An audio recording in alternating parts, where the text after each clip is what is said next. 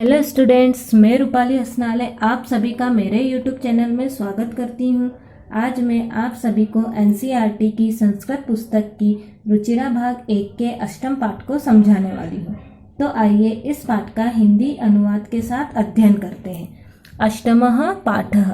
इस पाठ का नाम है सुक्तिस्तबकः।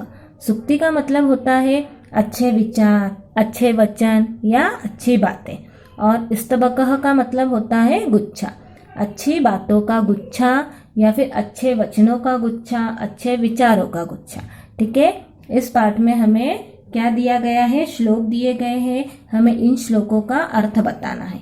ठीक है, अब इन श्लोकों का अर्थ बताने से पहले हम इन शब्दार्थों को पढ़ लेते हैं, जिससे कि हमें जब हम ये श्लोक पढ़ेंगे तो हमें आसानी होगी इनका अर्थ समझने में। ठीक है, उद्यमेन, उद्यमेन का मतलब होता है परिश्रम से। मनोरथे है मतलब मन की इच्छा से। सिंह मतलब शेर। मृगाह मतलब हिरण। दरिद्रता मतलब दीनता या कृपणता। प्रिय वाक्य प्रदानेन मतलब प्रिय वचन बोलने से। तुष्यंती मतलब संतुष्ट या प्रसन्न होते हैं। मानवाह मतलब मनुष्य। तस्मात् मतलब इसलिए। वक्तव्यम मतलब बोलना चाहिए। वचने मतलब बोलने में। साधितः मतलब उपयोग किया। भवेत् मतलब होगा या होना चाहिए।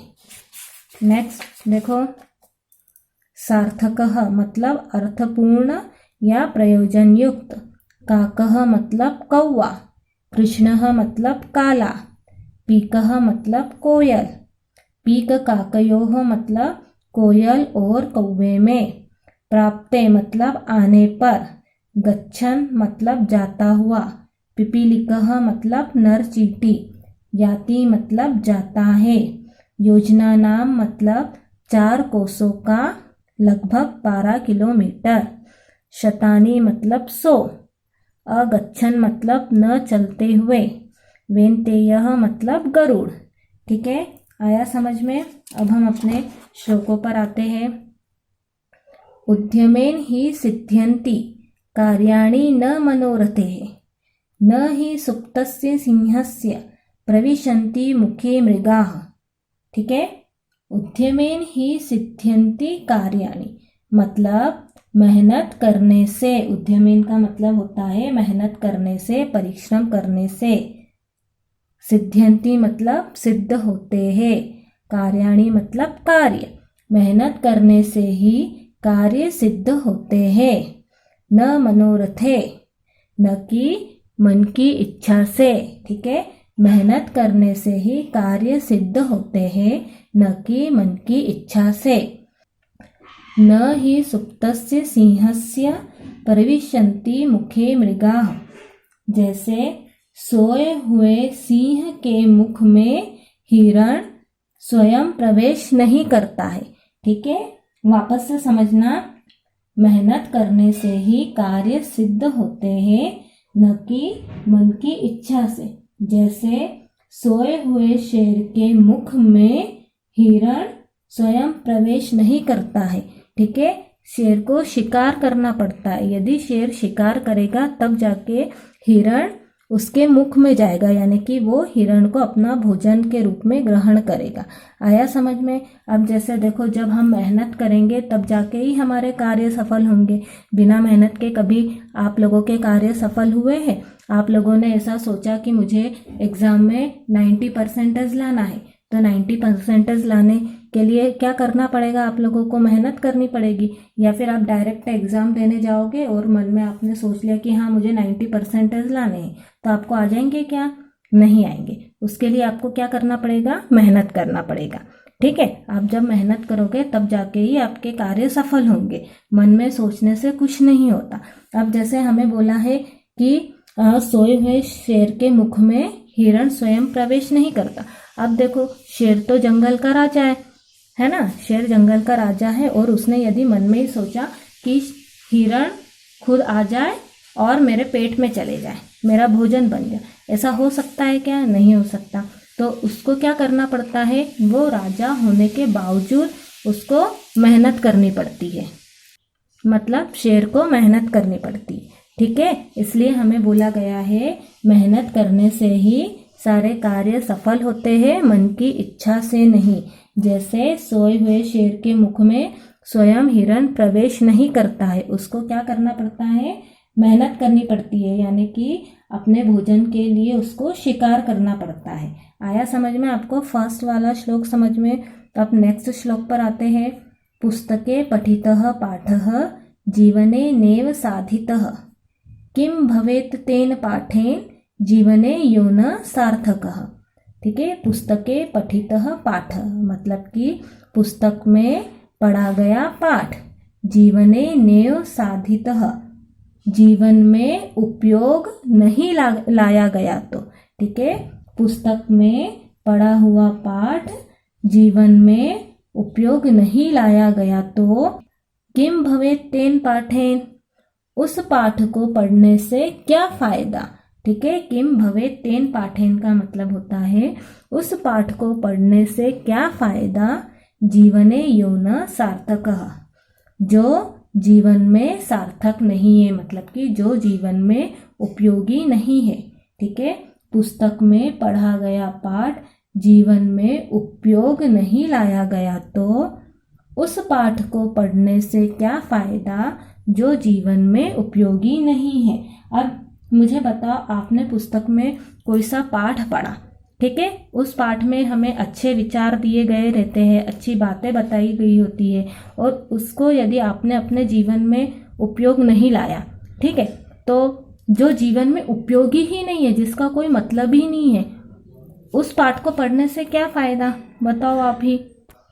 आप जो भी पुस्तक पढ़ते हो उस पुस्तक का आपके जीवन में कभी ना कभी तो काम आता है ना, कुछ ना कुछ आपके जीवन में उपयोगी होता है। तो उस पाठ को यदि आपने आपके जीवन में उपयोग नहीं किया तो फिर क्या फ़ायदा उस पुस्तक को पढ़ने का, और जो जीवन में उपयोगी है ही नहीं। अब जैसे कुछ कुछ चीज़ें ऐसी होती है जो हमारे बिल्कुल काम की नहीं होती है, पर हम यदि वो अपने जीवन में उस चीज़ को हमने करा तो क्या फ़ायदा होगा, कुछ नहीं, हम लोगों का नुकसान ही होगा, है ना, हमारा फ़ायदा होगा क्या, नहीं होगा। इसलिए हमें क्या बोला है, पुस्तक में पढ़ा गया पाठ यदि जीवन में उपयोग नहीं लाया गया तो उस पाठ को पढ़ने से क्या फ़ायदा जो जीवन में उपयोगी नहीं है। अब नेक्स्ट समझो, प्रिय वाक्य प्रदानेन सर्वे तुष्यन्ति जन्तवः तस्मात् प्रियम ही वक्तव्यम वचने का दरिद्रता। प्रिय वाक्य बोलने से सभी मनुष्य प्रसन्न होते हैं, तस्मात् प्रियम ही वक्तव्यम, इसलिए प्रिय ही बोलना चाहिए। वक्तव्यम मतलब बोलना चाहिए, तस्मात् यानी इसलिए, ठीक है, इसलिए प्रिय ही बोलना चाहिए। वचने का दरिद्रता यानी कि बोलने में दरिद्रता क्यों, बोलने में कंजूसी क्यों, ठीक है, आया समझ में। अब देखो मैंने क्या बोला, प्रिय वाक्य बोलने से ही सभी मनुष्य प्रसन्न होते हैं। अब देखो यदि हम सामने वाले दूसरे के साथ यदि हम अच्छे से बात करेंगे, अच्छे से बोलेंगे तो व्यक्ति क्या होगा, प्रसन्न होगा, हमसे भी वो अच्छे से बात करेगा, है ना। यदि हम उसके साथ गंदी तरीके से बात कर रहे हैं, उसको हम भला बुरा बोल रहे हैं, तो वो क्या करेगा, हमारे साथ अच्छे से बोलेगा नहीं, और हमें भी वैसे ही बोलेगा ना, वो बोलेगा कि नहीं। इसलिए क्या बोला गया है, प्रिय वाक्य यानी कि अच्छे वचन बोलने से सभी मनुष्य प्रसन्न होते। यदि हम अच्छा बोलेंगे तो सामने वाला भी हमारे साथ अच्छे से ही व्यवहार करेगा, ठीक है। तस्मात् प्रियम ही वक्तव्य, इसलिए प्रिय ही बोलना चाहिए। वचने का दरिद्रता, बोलने में कंजूसी क्यों बोलने में टैक्स लगता है क्या, अच्छी बातें बोलने में नहीं लगता ना। ऐसा होता है कि यदि हम लोगों के साथ अच्छा व्यवहार करेंगे, अच्छे से बोलेंगे तो हमें टैक्स लगेगा, हमें पैसे देने होंगे, नहीं देने होंगे। इसलिए क्या बोला है, वचने का दरिद्रता, बोलने में कंजूसी क्यों, आया समझ में। प्रिय वाक्य प्रदाने सर्वे तुष्यन्ति जन्तवः, प्रिय वचन बोलने से सभी मनुष्य प्रसन्न होते हैं। तस्मात् प्रियम ही वक्तव्यम, वचने का दरिद्रता, इसलिए प्रिय ही बोलना चाहिए, मतलब कि अच्छा ही बोलना चाहिए, बोलने में कंजूसी क्यों, ठीक है, आया समझ में। नेक्स्ट, गच्छन् पिपीलिको याति योजनानां शतान्यपि अगच्छन् वेन्तयो अपि पदमेकं न गच्छति। इसका मतलब होता है चलती हुई नर चींटी। ठीक है, गच्छन मतलब चलती हुई। ठीक है, पिपीलिको मतलब नर चींटी। याति योजनाना, योजनाना मतलब योजन, याति मतलब जाती है, शतान्यपि मतलब 100। ठीक है, चलती हुई चींटी सैकड़ों योजन पार कर जाती है। ठीक है, चलती हुई चींटी सैकड़ों योजन तक चली जाती है। अगच्छन वेन्तयो अपि पदमेकम न गच्छति, मतलब कि न चलता हुआ गरुड़। ठीक है, अगच्छन वेन्तयो अपि, न चलता हुआ गरुड़ भी एक कदम आगे नहीं बढ़ता है। ठीक है, एक कदम भी नहीं जा पाता, यानी कि इसका मतलब क्या है, जो चलती हुई चींटी सैकड़ों योजन पार कर जाती है, इसका मतलब होता है चींटी कितनी छोटी होती है, वो धीरे धीरे धीरे धीरे करते करते आगे बढ़ती जाती है ना। भले ही उसको कितने भी दूर जाना है वो रुकती है नहीं, वो अपना काम करती, वो धीरे धीरे करके सैकड़ों योजन तक भी पार कर लेती।